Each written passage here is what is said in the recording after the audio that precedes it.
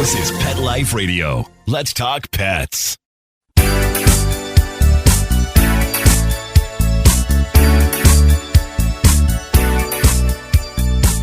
Hello, you're listening to Animal Party on Pet Life Radio with me, Deb Wolfe. It's always me, Deborah Wolfe. Yep, Deb Wolfe Pet Expert on Facebook, Deb Wolfe Pet Expert on YouTube.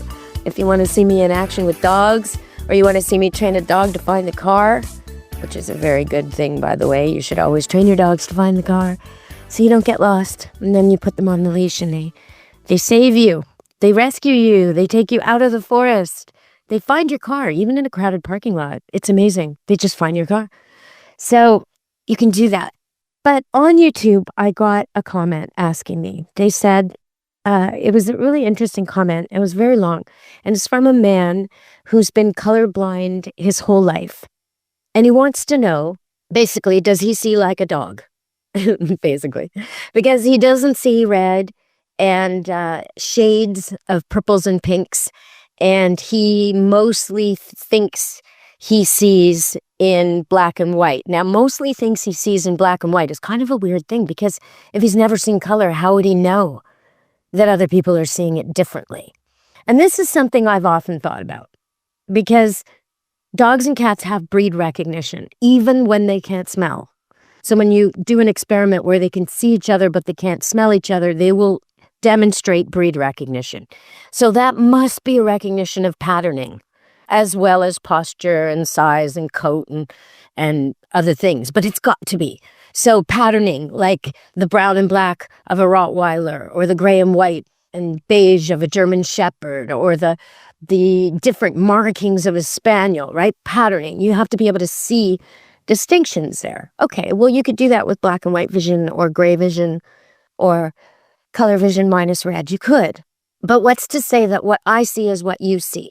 Even though I'm not colorblind and neither are you, when we look at the same thing, I find something beautiful and you find it ugly. Or I think this outfit matches and you think it clashes. Or you're from a different culture, so your eye likes certain colors together that mine doesn't, because I'm from over here in Canada and I'm not used to some of these puce and maroons and browns and oranges that I see people from places like India wear all the time. The saffron and the mustards, I would never wear those clothes, but they do, and they look great in them. So is my eye just cultured differently, or do I actually see differently? Do I perceive color differently? And then, when you think about that, sometimes it's hard for people to get their head around that maybe dogs do see just like us, even though their eyes anatomically have been dissected to show that they don't contain the same components that our eyes do to register red, for example. So we figure because they don't have the same physical components to measure color, we figure they don't see it. But is their brain able to compensate? I mean, clearly they can see blood. They can react to blood, which is red. So what is it? Is it always the smell? Well, in experiments, they've isolated so scent can't factor in. And they seem to register blood. What is that?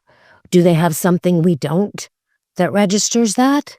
The way fish underwater see ultraviolet and see colors we don't see, right? I mean, there could be something like that. But the way I try to explain it also is in terms of sound, right? Maybe you think all people who have normal vision, so people who are not colorblind, see color the same.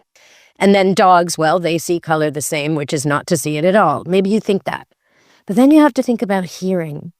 If we all have the same kind of hearing, all of us, why is it that some people love opera and some people can't stand it? Why is it some people love jazz and some people think it's a racket?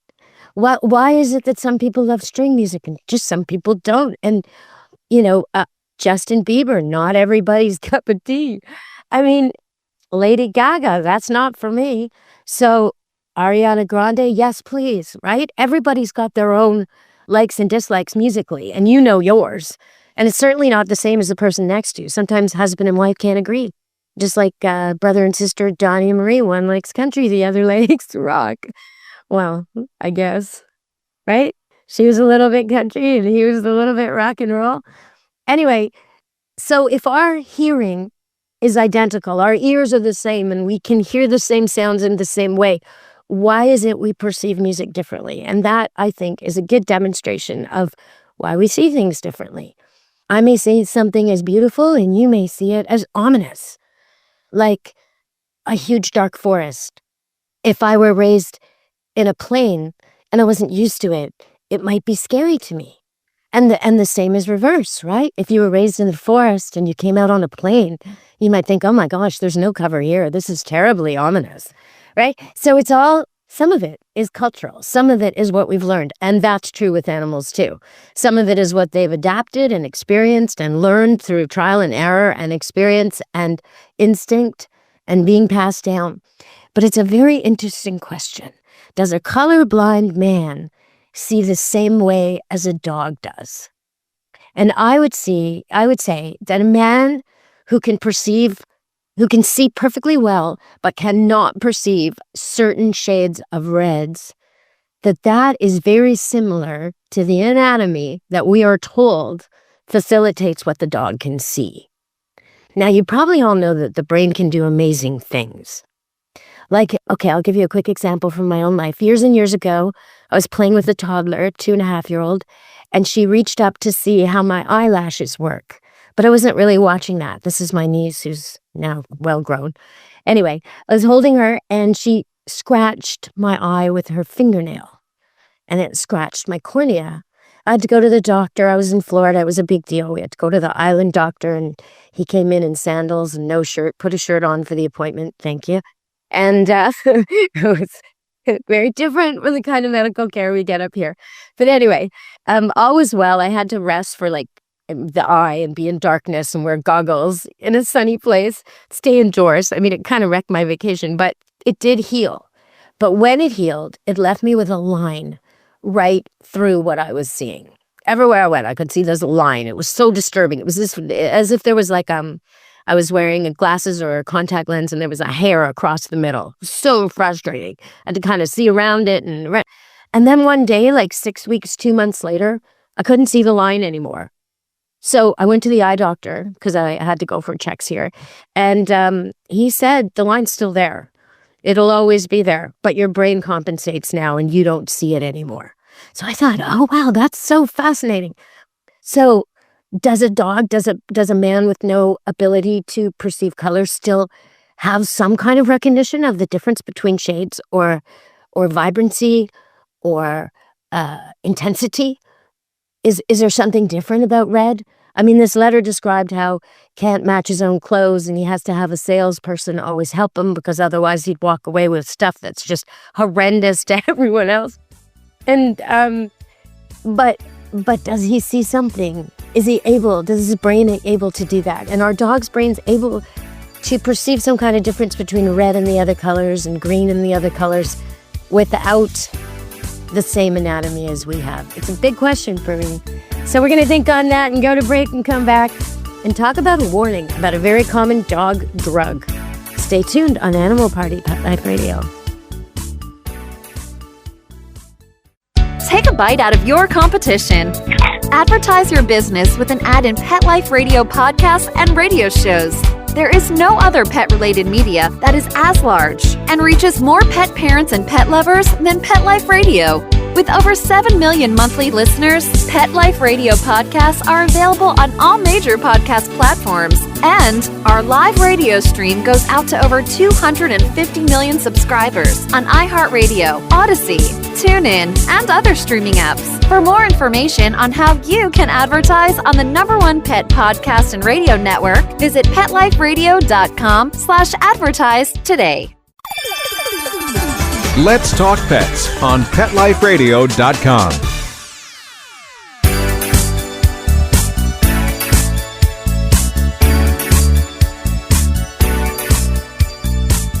Hello! We're back on Animal Party Pet Life Radio. And a few months ago, you heard me talking about Librela, the new wonder drug, and I was going to try it on my standard poodle, Prancing Cinnamon Teddy Bear, who's since passed away. It did not work for him, by the way. But it's a drug that vets are kind of recommending for dogs with arthritis and stiffness and soreness. And it's had some remarkable effects. But unfortunately, there's a new warning out. And so I'm just going to read it out to you. Okay, so here we have it. So there's a new warning from the American Veterinary Association and the Canadian, and they're saying that Librela may have some very serious side effects, including ataxia, that's loss of muscle control, that's really serious, anorexia, so weight loss, lethargy, so if your dog is like so can't move, it's exhausted by life, seizures, partial loss of impairment of muscle function, recumbrancy, inability to stand is what that is. So a lot of these are can't stand, can't move, can't walk, seizuring, shaking, exhausted. Okay. Urinary incontinence. So yeah, peeing all over the place. Excessive urination, having to pee all the time. Excessive thirst, drinking like crazy. So if you got your dog on Librela and it's starting to show any of these like urinary signs or soreness signs, or it's all of a sudden doesn't seem to be working anymore, go see your vet, because this is not good. This is not good. Now, most dogs are probably going to be fine on it, but the ones who are having these problems, in some cases, it causes death, including from euthanasia, because the dog's suffering so much, they put the dog down. So you're not paying these heavy-duty prices, $100 a shot or more, for Librela to have your dog suffer. So please look into that.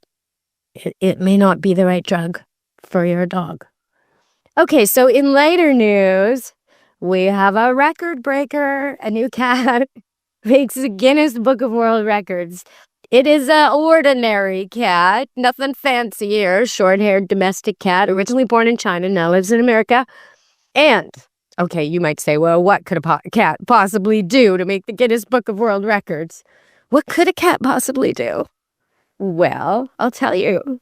A cat can skateboard. Oh, yeah. Oh, yeah. Yes, it can. Okay. So it goes 10 meters, which is almost 11 yards. So 10 meters in 12.85 seconds. That is fast. This is a fast skateboarding cat. Woohoo! Well done, kitty cat. All right, we're going to go to break and we're going to talk about their DNA. Stay tuned on Animal Party Pet Life Radio. Hello, we're back on Animal Party Pet Life Radio, and I told you about a horrible thing that happened to a school, a field trip. Little itty-bitty elementary kids with their teachers, oh, la, la, la, la, la, walking along, and they accidentally came too close to a grizzly, who they think may have had cubs with her, and it may have been a sow, a female, big one. And she attacked them, and she put kids in the hospital, and the teachers defended the kids. The teachers were valiant. They were so brave and sprung into action. But a lot of people got hurt, and kids had to be airlifted out. It was a nightmare. So then they went and, tried to find the bears. So since then, they found and trapped 2 grizzlies in the same area. But they're not the right bears. And I remember saying to you on air, how can they possibly tell which grizzlies were involved? Well, actually, they totally can, because there's DNA at the site. So by using the DNA found at the site, and it could be just hair, bear hair, they are able to determine that the 2 bears they've caught are not the right bears. So they're going to relocate them and keep trying. But I think that's so fascinating that science can help us that much. It's pretty amazing. All right, everybody. One more thing in the news that's a little bit unusual, and that is animal tranquilizers. Animal tranquilizers are very, very, very strong drugs. And sometimes they're used on people too, sometimes. But most of the time, no. And in particular, there's one called, and I hope I say this right, medetomidine. And so what's happening is there were 5,100 calls because of this drug, because the people who are addicted to street drugs have accidentally been taking it in their fentanyl. And now, apparently, 30% of the drugs tested in a place called Cranbrook, BC. Oh, it's so beautiful there. It's got like hot springs and mountains and rolling hills. It's just gorgeous. Anyway, so 30% of the drugs tested there were affected, and 3% contained medetomidine, which they say is stronger than xylazine. Now, xylazine, I remember this. It's a non-opioid animal trank for horses, for cattle. So this is serious, you guys. You gotta, if you know people who are dependent on street drugs, you gotta make sure they're getting clean drugs or get off it, because the dealers are just, they're using animal tranquilizers, which are absolutely deadly to us. And they don't even give the effect these people are looking for. They don't. They're non-opioid. They're just drugging them. They're just cheating. It's just terrible. And people will die from this. So we've got to be careful. I know these drugs work well when an animal has surgery and the animal's a gigantic animal, way bigger than a human, and it's well controlled and monitored. But this is not cool. We've got to be careful. All right, we're going to go to break and come back with a little dog training on Animal Party Pet Life Radio. Stay tuned.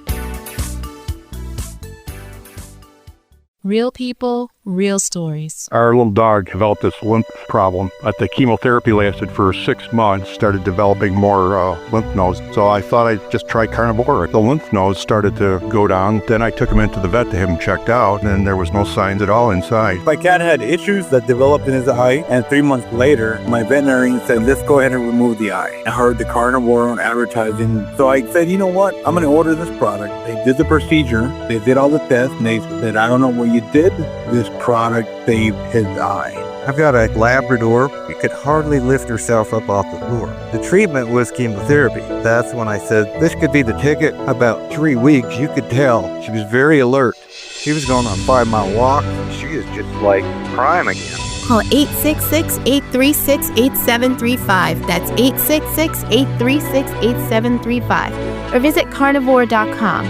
That's carnivora.com. Use promo code PETLIFE at checkout for 15% off your order at carnivora.com. Let's talk pets. Let's talk pets On Pet Life Radio. Pet Life Radio. PetLifeRadio.com.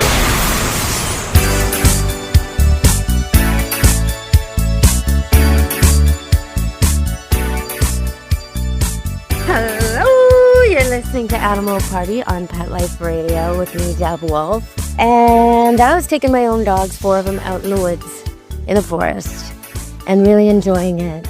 Except that at certain times we'd be completely alone with nobody in sight, and then someone would show up. And so the dogs were barking a little too much at a stranger.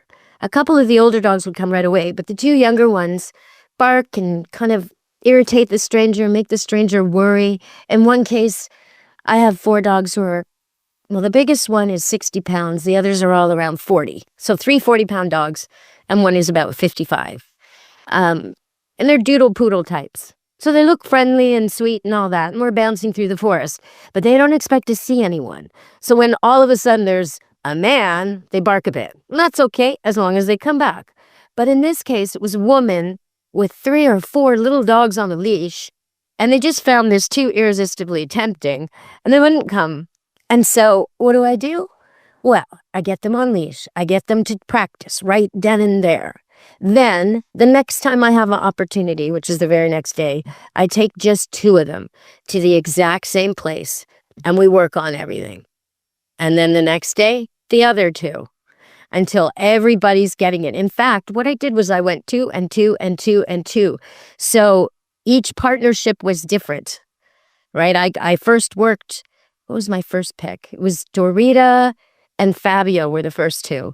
And then I took Peachy, I can't remember. But I took 2 so that it wasn't a conditional thing. Each one had to work with one other dog and listen well in the forest. And then I took the one who's the most skittish around cars and a little bit difficult at the end of the walk to get to behave, I took her by herself and did some work with her. So, yeah, it takes time. But then the next time I put them all back together and went in the forest, man, were they good. Oh, my goodness. I didn't even have to call them. I was tripping over them almost. And when I did, I would whistle once. The first few times I had to call all their names and stand there and wait and show that I'm going in a different direction and all this stuff. The last time I went, I just went one time, quietly, not even loud, one little medium whistle. I was like, 1, 2, 3, 4. All of them checked in. And it was beautiful. I put my little headset on my ears and I listened to my playlist and was walking through the forest. And I knew if we encountered a man or a woman with dogs or whatever, I could call them and they'd just come because we're well practiced in that area. And that's what you got to do. If you have a problem, like, oh, he's terrible at the park, or he's terrible on the way to the park, or he doesn't like, or he loses his mind at the beach. Well, instead of avoiding that thing, you got to go there with lots of control and nobody who's dragging you down, right? You can't do it with impatient kids who are like, can we go now? You can't do it with someone who's just dying to go on a, hike up the mountain. No, you can't. You got to go there when you have the time to train the dog. And that's your focus, right? If you actually get to go for a hike, that's a bonus. If you actually get to sit out on the beach or play frisbee, great. But right now you're there for the dog. You're going to train him. So the rest of the time you take him, it's a pleasure, right? Yes, of course. It should be a pleasure. So one of these times when I was out there with just 2 dogs, I heard this extremely loud crash, extremely loud. And I don't know what it was, but there were no people, no bikes, no motorcycles. It was pouring rain. I believe it was an animal. I don't know many animals that can make that loud a sound. The thing is, though, usually when you hear a bear, you don't just hear one sound because they're not really trying to be quiet. Bears don't care. They just smash, smash, smash, smash through the forest. But one sound, it crashed.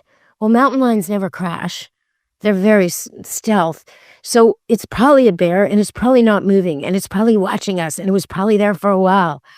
And as soon as we heard that noise, the 2 dogs I was with, which I think were Dorita and, it was Dorita and Polka, my 2 older girls. They're 5 and 4, I believe, and a half, something like that. Anyway, they're both spayed females and they're really good dogs. One's a poodle and one's a doodle. And instead of doing what they usually do when they hear a noise in the woods, which is go seek it out or get all excited or prick their ears up, they both immediately tuck their tails in tight. And one was on my right and one was on my left, and I could feel them against my legs. They were like, let's get out of here. And instead of being loud like I normally would to try and scare off a bear, we just quietly got out of there. I trusted their judgment on this, and we got out of there. We just left. We were gone. No fuss, no muss, no running. We just got out of there. So after doing the show last time when we talked about bears, I realized that I'm as guilty as anyone else of thinking that I'll be fine with animals because I love them. And so I actually instead brought bear spray with me for the first time in years. And so when I encountered this bear, I actually had bear spray with me just in case. I highly recommend it because normally something like that would really, really be terrifying. But it wasn't, because I knew if push came to shove, and hopefully I wouldn't have to, but if you ever do need to use bear spray, you're supposed to spray it on the ground ahead of you because it goes up. So you don't spray it at the bear's face. You spray it at the ground in front of his feet, and it will rise up into his face. And you don't run from a bear. You back up, looking big and strong and tall and loud. All right, most of you aren't going to encounter bears, but you might encounter cats and dogs, and that's what this show's usually about. And next week I'll be talking more. Well, actually, I'm going to tell you about a question we had. Someone asked, if all wild animals are afraid of fire, why do pet cats burn themselves on candles? And why do some dogs love to sit by the fire? So I asked that question to Professor Dr. Stanley Coren, and he gave me an answer.